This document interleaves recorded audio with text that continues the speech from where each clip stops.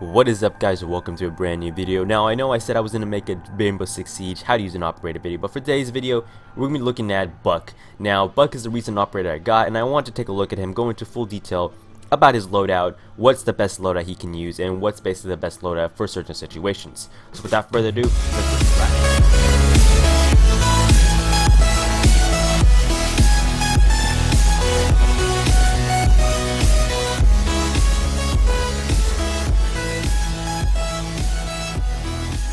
With Buck, when we go into his loadout, you'll notice that he has a unique set of primary weapons. He has a secondary.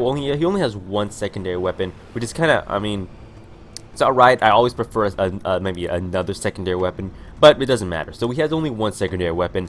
His gadgets consist of a flashbang and a breach charge. Now, depending on the situation, if you're saving the hostage, you want to go with flashbang, because considering other people are going to be taking breach charges. Now, if you're going for secure the area or defuse the bomb, it's either way. You can either take a breach charge or a flashbang. It doesn't really matter. What you're trying to worry is mostly securing the area or defusing the bomb. Now, with the hostage, you want to be careful too with breach charges, because breach charges can also hurt the hostage. So be careful where you place the breach charges. So for Buck, for his gadgets, he has flashbang and breach charges. Now, for his primary weapons. Now, the primary weapons are the main thing of Buck. For primary weapons, for this primary weapon, for the C8 SFW, it's like a machine gun with a small shotgun attached to it.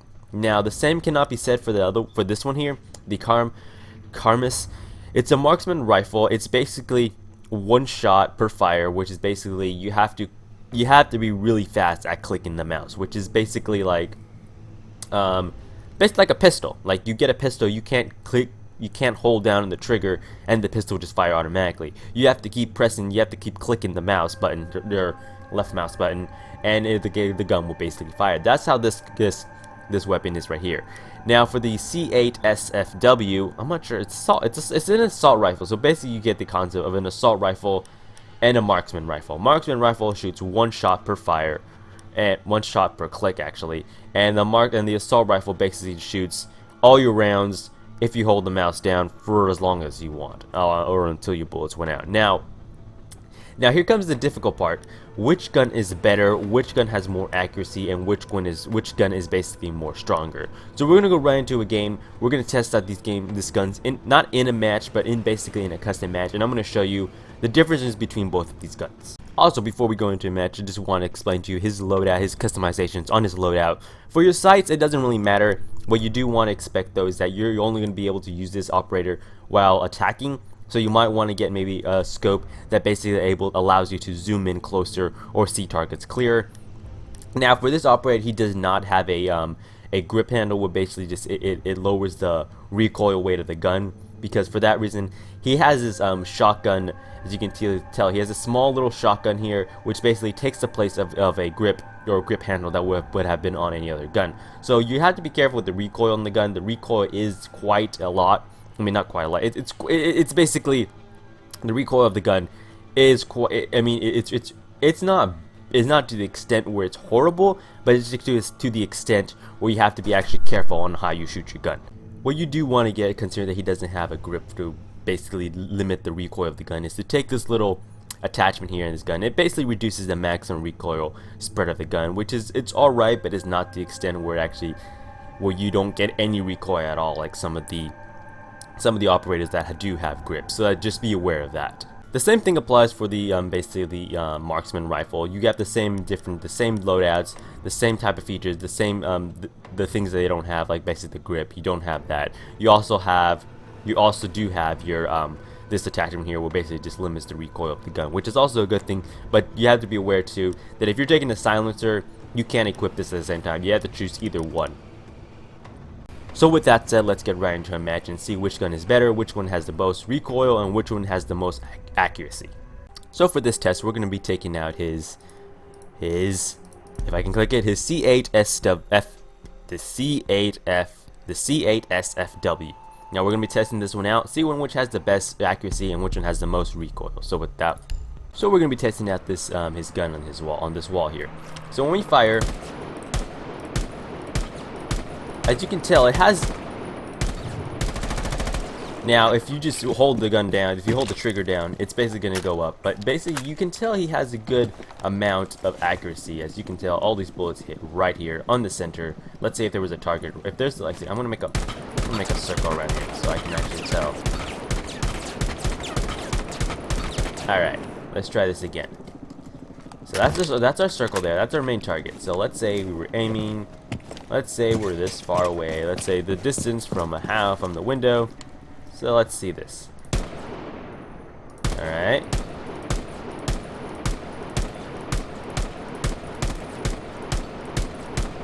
Now, if you were to hold it down, the recoil of the gun is going to go pretty up, as you can tell, a lot. So as you can tell, all of my bullets hit basically on the same in the middle of the circle, or on the same side or the same area as the previous bullet. So as you can tell, this gun has a nice decent amount of accuracy. Now for the shotgun, what you want to do is hit the middle mouse button, and the accuracy on the shotgun is pretty much the same thing as the other shotgun. For close range, it works perfectly for close range. As you can tell, all the little pellets kind of go in one area. As if you were in basically a farther range, it kind of spreads out. So yeah, the only reason you actually use this, if let's say you're defending the hostage or securing the area, and you're crouched down and you're trying to defend the area, and you have your shotgun pulled out, prepared for someone who comes in the door, you can actually just shoot them like that. So now with this said, as we can tell, like I said, the accuracy on this gun here is quite decent. The accuracy of the gun is very decent. I mean, considering how far we were pretty much all the way over here, and we were shooting that little circle right there. So basically the accuracy on this gun is quite decent. Now let's try out the marksman gun. All right, so with the marksman gun, we're gonna do the same thing here. We're gonna make a circle here. Let's make a circle with that pistol here. Make a round circle. Well, that's the best we can do. Alright. Oh, wait. Hold up. Ah, that's the one we wanted to do. Okay. Wrong side. Oh, that's on. Wrong side. Alright, let's make a circle here again.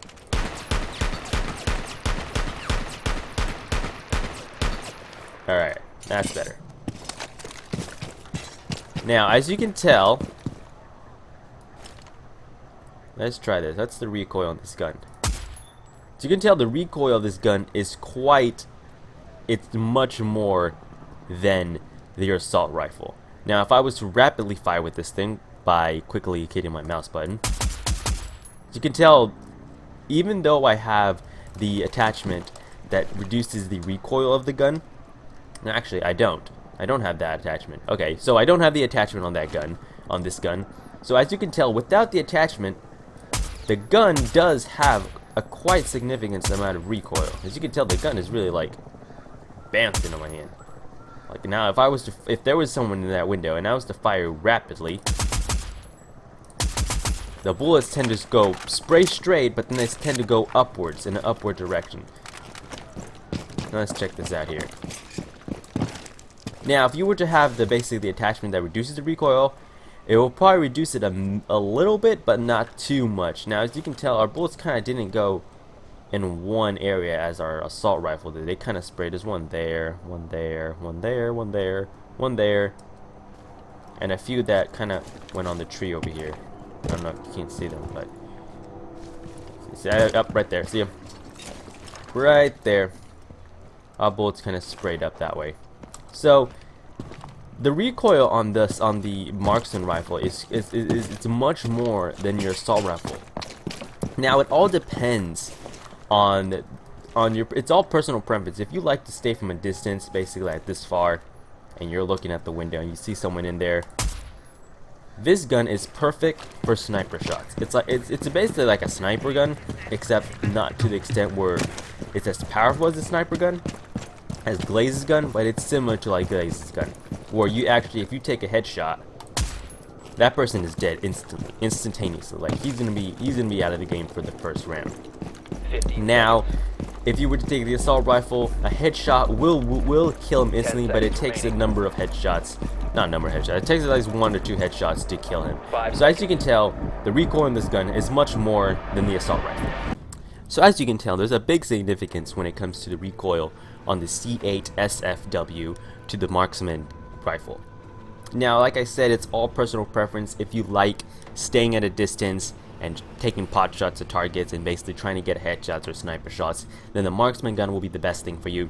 Now, if you're one that actually likes to go into the action with the breaching team, take out the hostiles, at the same time getting in close quarters with the enemy, then the assault rifle will be the best thing. I mean, it's an assault rifle, it's meant for that. I personally like to take the marksman rifle. I feel like in my opinion, it's a strong, powerful gun. Actually, they're about the same. They're about actually the same damage, which is actually pretty strange because I feel like the marksman rifle is more powerful than the assault rifle. I don't know. I feel like it's more powerful than your just average assault rifle.